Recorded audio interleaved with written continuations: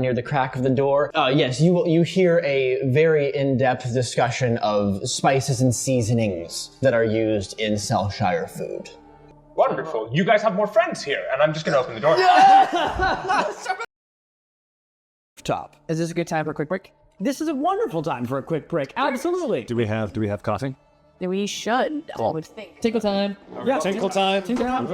Yes. David, you do have a small bladder, huh?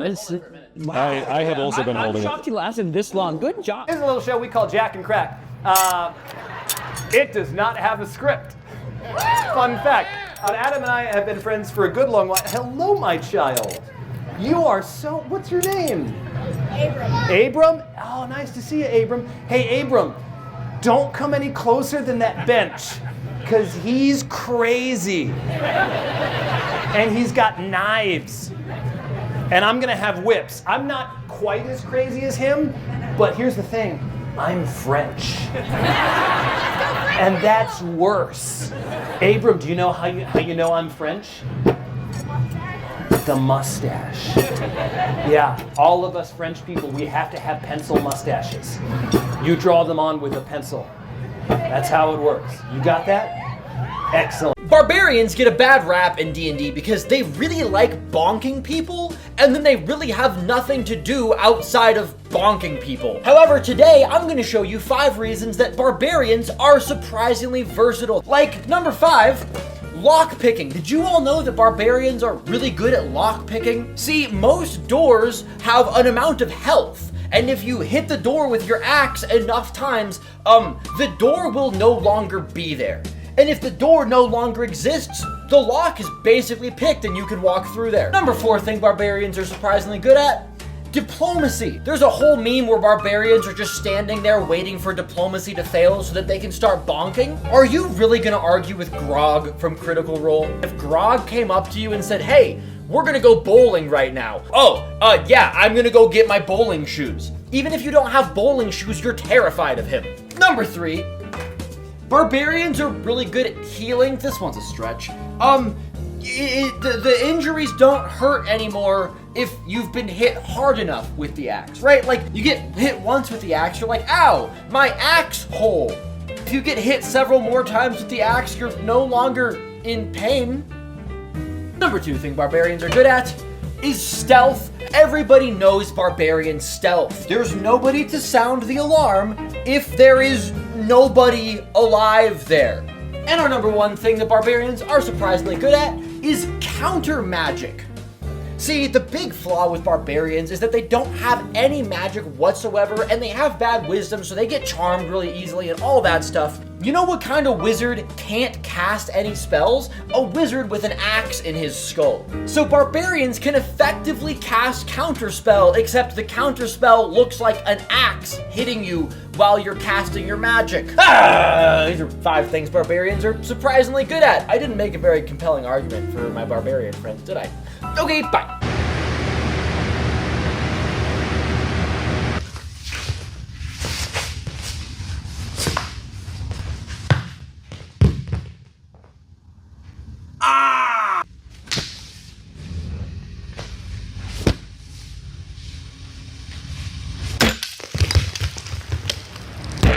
Jack, I do have one request. I think it'd be a good one to finish with. Raise your hand if you have tried to shout out to Jack, Sandstorm by Darude.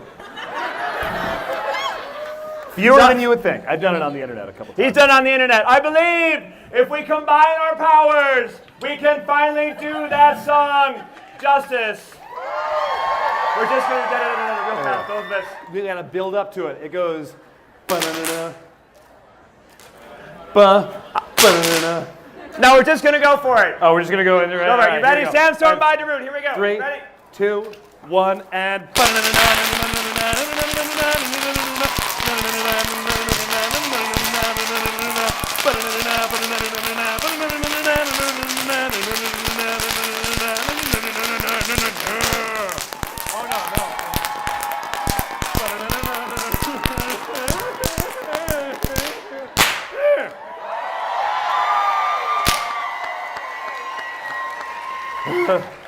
my arms are tired. Let's not do any more like loud, fancy tracking. Let's do something a little sassier.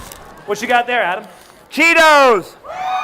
Might be better than this. Hear me out. Swords are awesome. They come in different shapes and sizes. They're one of the only types of weapon that was exclusively designed for fighting people, and the skill and material required to make them made them the weapons of kings and heroes. Which is why to this day they are one of the most popular magic items in fiction. Spears, on the other hand, lack most of those qualities. But what they lack in prestige, they make up for in versatility. Used both up close and at a distance, spears can be used to thrust, smash, and in a pinch, even cut. They can be used with a shield or without, and many of the moves of a staff, sword and shield, or greatsword can be at least partly replicated with some kind of spear. And while they're usually less specialized than swords, they can have a few tricks of their own, which often gave them an edge over their fancier cousins. And that's before we get into the potential for some fantasy shenanigans. Just maybe get yours enchanted first. So yeah, spears can be better than swords, but not for everything. Action! I'm writing, hold on. Oh my god. That's going in the cut, isn't it? I hope so. Had an injury the other day. Undead Fred is losing his head. It's coming off, as you can see. But no man left behind. So we're gonna see what we can do. We'll get you some help, buddy. We weren't allowed to do this because we don't know enough about arts and crafts, but Megan here is an expert. I get it all up in there. It's gonna be okay, Fred. I'm gonna do just a little bit, and then you're gonna have to hold it for a while. Rip it off the rest of the way. No! You monster! You gotta make it worse before we make it better, Fred. Clark! It's for your own good. It's like when a doctor has to re-break your arm to set it. This is his neck! We have to rip his head off before we set it. No! He's undead, he'll be fine. I mean, yeah, he'll be fine if he doesn't have his head, but I want to keep him intact as long as we can. This is what happens when you put me in charge of recording. It's too much, Clark. I can say whatever I want. If you get this, cut out that bit. Ooh, that's some strong stuff. Yeah. Yeah, Ready to that's go why down? we go outside. These days you will accept me. Today is not that day, is it? I'm squeezing his head. You can probably let it go now. Let's see what happens. Whoa! Oh! That's pretty good. He lives! Fred has got a head!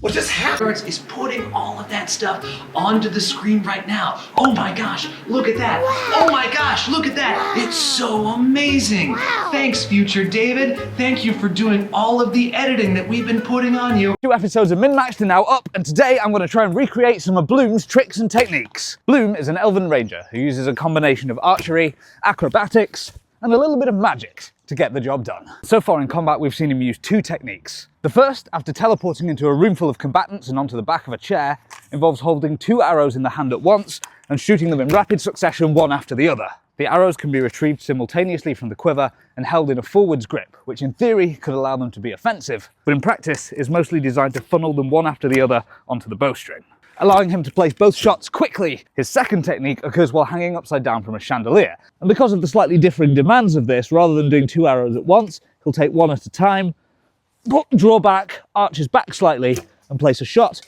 before doing the second. But the thing I want to demo from episode 2 is a little bit different, because in addition to his bow, Bloom also has a magical pole, which he uses to fly away from the DM's carefully laid plans and escape the scene. Because the pole is flying in a direction, it is slightly tilted, which, as anyone who's ever tried to pole on uneven ground knows, means that you end up tilted downhill of the pole.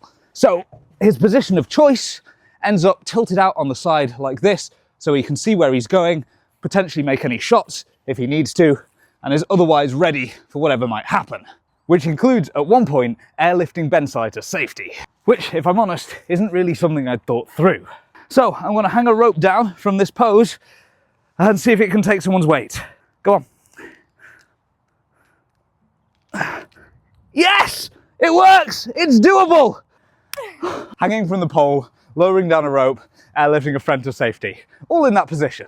I'm now racking my brain for things I did later in the campaign to see if I'm going to have to start training for them. Stay tuned to find out, I guess. You know, people are always telling me that I gotta wash my rice before I start cooking it. I think that's dumb. It adds extra time. The rice is fine already. And people are like, oh, Jack, you know, you're gonna get the angry, sexy Mulan man who's gonna start yelling at you. I don't think the angry/sexy Mulan man exists. I think he's just an urban legend. I'm not scared of the angry/sexy Mulan man.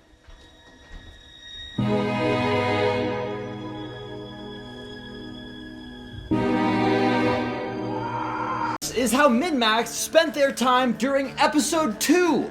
We started off very tastefully with Clark getting a cool new singing sword. Does the sword do anything cool or magical besides singing? Probably not, but you know what, Clark? You got a new sword, and I'm proud of you. Keep it up, buddy.